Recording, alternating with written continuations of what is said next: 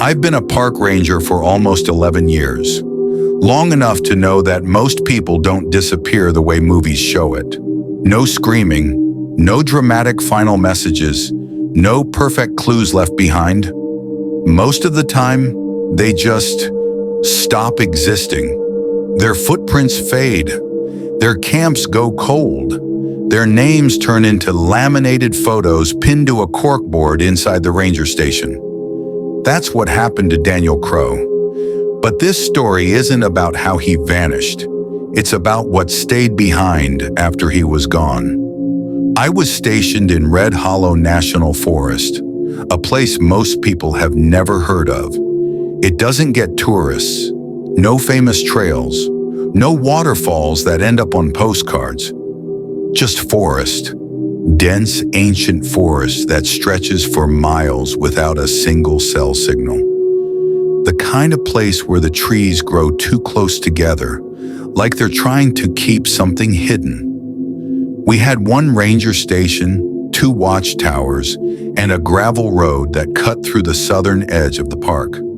That road was the only reason anyone ever wandered in by accident. Daniel was assigned to the northern sector. Sector C. Nobody liked Sector C. It was quiet, too quiet. No campsites, no designated trails. Just an old fire lookout trail that hadn't been maintained in years. Daniel liked it because he said it felt untouched. I didn't like it because radios crackled weird up there. The first report came in on a Tuesday.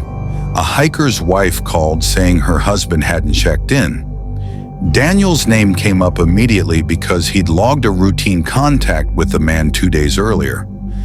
I remember pulling the file and seeing Daniel's handwriting. Clean, calm, normal. Subject advised to avoid Northern Ridge due to unstable ground. That was it. No concern. No warning signs. We radioed Daniel. Nothing. Tried again. Static. We assumed he was out of range. It happened all the time in Sector C. Radios were useless once you went deep enough. By protocol, we waited 24 hours. That was our first mistake. When I drove up to the northern trailhead the next morning, Daniel's truck was still there. Engine cold. Doors unlocked. That wasn't like him. Daniel was obsessive about procedure. He locked everything, logged everything. He once wrote himself up for forgetting to note a 10-minute break. I remember standing next to his truck and feeling this strange pressure in my ears, like altitude sickness, even though we weren't that high up. The forest around the trailhead was silent, not peaceful, silent. No birds, no insects, no wind, just trees. I followed the old fire lookout trail alone. We were understaffed, and command didn't think it was serious yet. Probably assisting the hiker, they said. After about an hour, I found Daniel's first marker ribbon, orange, tied low on a branch. He only used ribbons when something was wrong, then another ribbon, then another. They weren't leading forward. They were circling something. In the center was a clearing I'd never seen before. I knew the maps. I'd walked this forest for years. That clearing wasn't supposed to be there. The ground was packed flat, like something heavy had pressed it down repeatedly. No fire pit, no campsite, no debris, just a smell. Wet earth, rot, and something else underneath it, sharp and metallic. I called Daniel's name.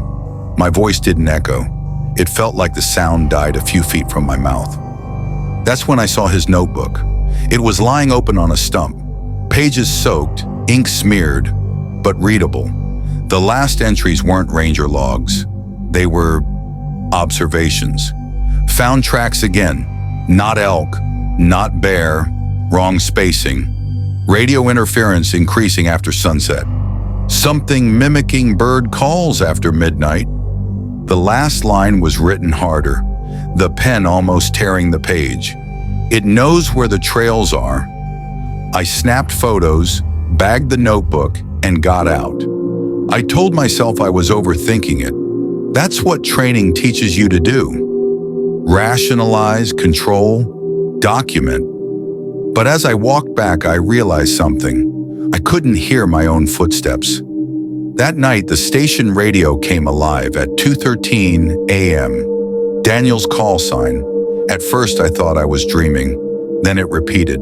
Static, breathing. Then his voice. Bass, I need assistance. It sounded wrong. The tone was flat. No emotion, no stress. Just words. I grabbed the mic. Daniel, confirm location. There was a pause, then, on the trail. That was it. The radio cut out. We searched for 3 days. Dogs wouldn't go past the clearing. One handler said the dog started shaking like it was freezing, even though it was 80 degrees out. We found Daniel's hat hanging from a tree branch 7 feet off the ground. No blood, no tears, just placed there. His boots were found a mile away, side by side, toes pointing north. Bare footprints led into the trees. They didn't come back out. Command declared Daniel missing, then deceased. Case closed. But Sector C was shut down indefinitely. Official reason? Unstable terrain. Unofficial reason? Nobody wanted to patrol it anymore, including me. I transferred to the southern sector. Easier trails, families, noise. I slept better. Until the first night I heard footsteps outside my cabin. Slow, deliberate, stopping whenever I stopped breathing. At 3:07 a.m., my radio turned on by itself. No static. Clear channel. Daniel's voice again. I'm still here. I didn't respond. I unplugged the radio. The voice kept going.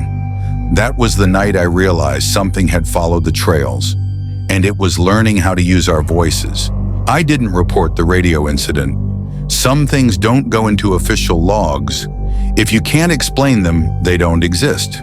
You write them down for yourself and hope they don't happen again. I disconnected the radio that night. I still didn't sleep. The cabin felt watched. In the morning, there were footprints outside my door. Bare feet. Too long. Too narrow. They stopped inches from the entrance, then turned back toward the forest. By noon, they were gone. Command denied my transfer again. Instead, they reassigned me daytime inspections in Sector C. No nights, no solo patrols. Ethan came with me. New ranger, still optimistic. The forest changed the moment we stepped onto the trail. The silence wasn't peaceful. It was empty. The clearing was still there. Flat, wrong.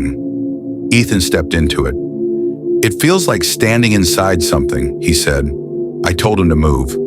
Orange ribbons hung from the trees, eye level, leading deeper. The same kind Daniel used. I radioed command, only static.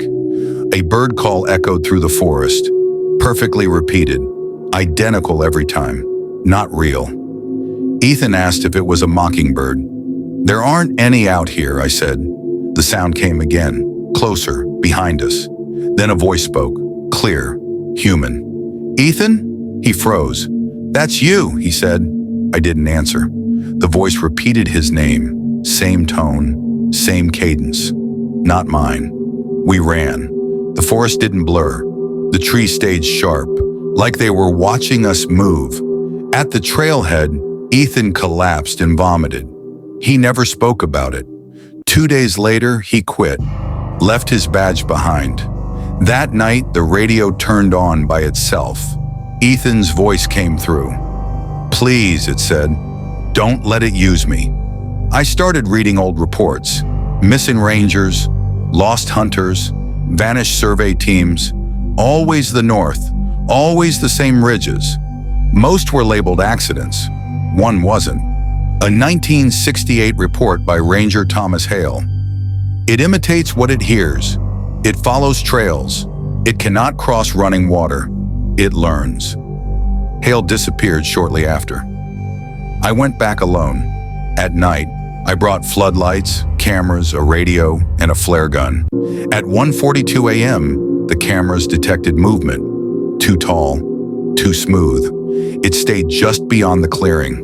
I turned on the floodlights. The forest lit up. The clearing didn't. Voices surrounded me. Daniel, Ethan, my own. Layered. Wrong. "Stay on the trail," they said. I fired a flare into the clearing. It vanished midair. Something stepped forward. Not a creature. A shape trying to remember how to be human. Limbs too long. Joints wrong. Its face shifted. Daniel's eyes, Ethan's mouth. It took one step, then stopped, at the edge of the clearing. I remembered the creek, running water. I backed away slowly. It mirrored me, learning. When I crossed the creek, it screamed. Every stolen voice at once. It lunged forward and stopped.